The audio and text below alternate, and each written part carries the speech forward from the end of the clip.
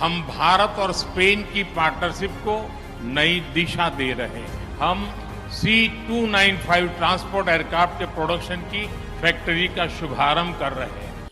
अब देखें कि Indian prime minister Narendra Modi और स्पेनिश जो प्राइम मिनिस्टर हैं पेड्रो साहब, उन्होंने ये जो पहली प्राइवेट मिलिट्री एयरक्राफ्ट प्लांट है आज उसका इफ्तिताह किया। कंट्रीज के बीच ये दौड़ लगी हुई है, ये रेस है कि कौन सा कंट्री इंडिया से ज्यादा करीब होगा। ये किसको नहीं पता कौन है? भारत है। मज़े की बात यह है कि अभी जर्मन चांसलर का जहाज़ जो है वो इंडिया की हवा से फ़ज़ाओं से बाहर नहीं निकला, तो स्पेनिश जो है वो इंडिया में आके उतर रहे हैं। इसकी क्या वजह है? हम जैसे भूखे नंगे और 76 सालों बाद अपने आप को खाते इस मुल्क। The size of the fleet of the Indian nuclear ballistic missile submarine, it seems to be bigger than some of the established Western powers like Britain and France. IMF जो शराइत हैं कर्जे के साथ, वो कभी आप पढ़ लें तो आपको ठंड पड़ जाएगी।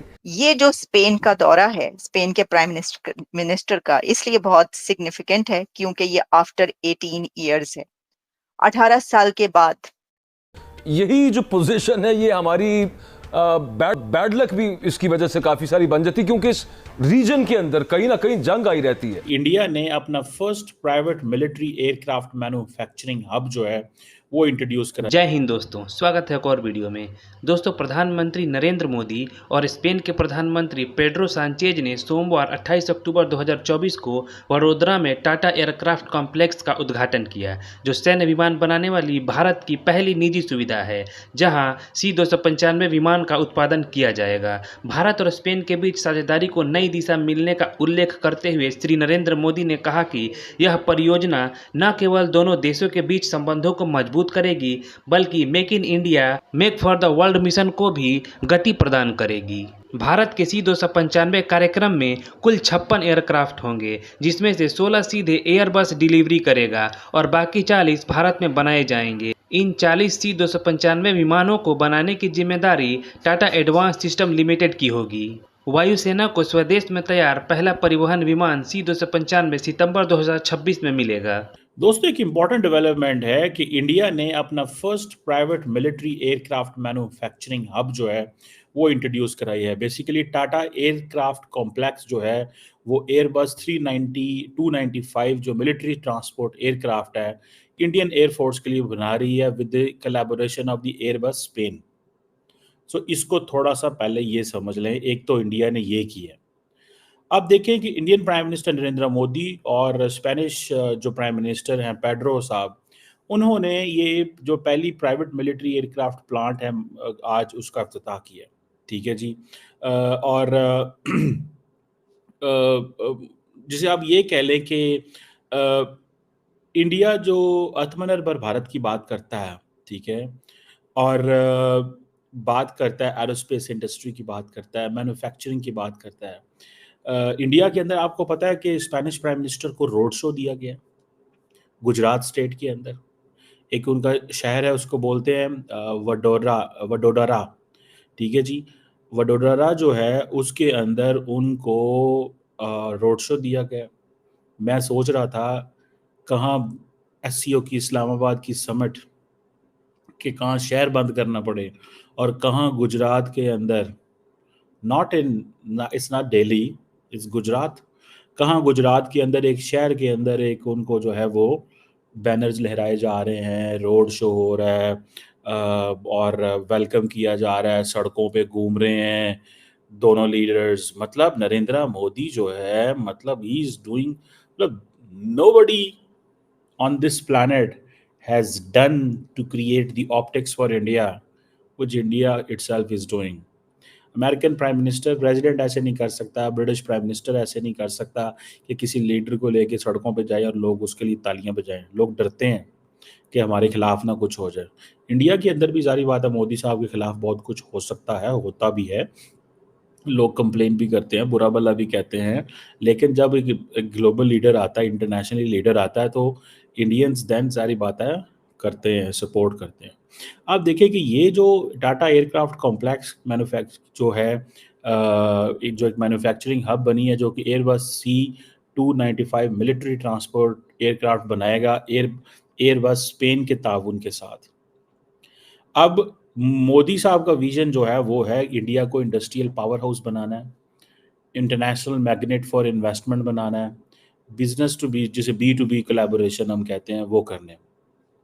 अब टाटा और एयरबस देखिए उसने उठा के इंडिया ने टाटा को एयरबस के मुकाबले में ला के खड़ा कर दिया।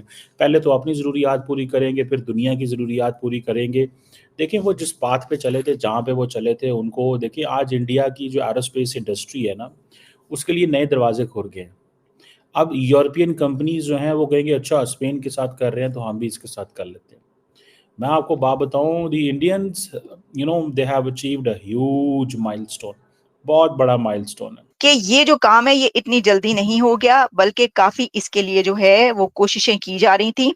और जो भारतीय हुकूमत है उसका ये सारा प्लान, जो उनके टारगेट्स हैं, उन टारगेट्स को अब अचीव वन बाय वन करते हुए वो नजर आ रहे हैं। जो जो कुछ उन्होंने करना था, चाहे वो मिलिट्री में हो, वो स्पेस में हो, वो इकोनॉमी में हो, वो किसी भी चीज में हो, वो तमाम टारगेट्स अब वो अचीव करते हुए नजर आ रहे हैं। 18,000 पार्ट्स इंडिजिनस इंडिया के डिफरेंट सिटीज से बनेंगे। और जैसे उन्होंने कहा कि अभी भी one of the largest country है जो कि जो पार्ट्स हैं और ये एक्सपोर्ट भी करता है। डिफेंस इक्विपमेंट की बात हो रही है। और फिर उन्होंने जो जो कुछ भी इस बारे में बताया है, तो यही है इसकी डिटेल्स। वो मैं बताती वो आपको बताया है मोदी साहब ने। तो इससे जो एक बात उन्होंने कही उसके ऊपर कमेंट मैं जरूर करना चाहूंगी कि उन्होंने कहा कि इंडिया को जो एविएशन का हब भी हम बनाएंगे। मास्टर मतलब हर चीज में जो है वो अपना एक एक्सपर्टीज ऐसी रखना चाहते हैं जो कि सबसे बेस्ट हो, दी बेस्ट हो, और वो मास्टर बने उस चीज में, उस स्किल के। तो इसके ऊपर जो रोजगार पैदा होगा, जो भी होगा, वो तो अपनी जगह पर, लेकिन हम जिस पॉइंट ऑफ व्यू से बात कर रहे हैं वो ये है कि इंडिया की ऊंची उड़ान इस वक्त वहां पर है कि जहां पर जब उनके कंट्री के अंदर कुछ लॉन्च होता है, कोई फैक्ट्री बनती है, कुछ भी होता है, तो उस पे दुनिया के जो दूसरे बड़े लीडर्स हैं उनको बुलाकर उनके साथ मिलकर वो लॉन्च होता है। और क्योंकि दुनिया की जितनी भी बड़ी कंपनीज हैं वो उनके साथ मिलकर काम कर रही हैं और उनके जो ताल्लुकात हैं, रिलेशंस हैं और फॉरेन पॉलिसी है वो दी बेस्ट है, तो उस पे तो कोई वो दो राय है ही नहीं। लेकिन लेकिन इससे ये पता चलता है कि इस उसमें भी वो उसको इंडिया को हब बनाने जा रहे हैं, जहां वो कहते हैं कि सेमीकंडक्टर्स का हब बनाना है इंडिया को, वो बना रहे हैं। वहीं एविएशन का हब, फिर जो इंफ्रास्ट्रक्चर का जो इस वक्त बहुत स्पीडीली वहां पर काम हो रहा है उसका, और जितने भी सेक्टर्स हैं, स्पेस सेक्टर आप देख लें, जो भी, उस सब में वो कह रहे हैं कि भारत को उसका हब बनाना है।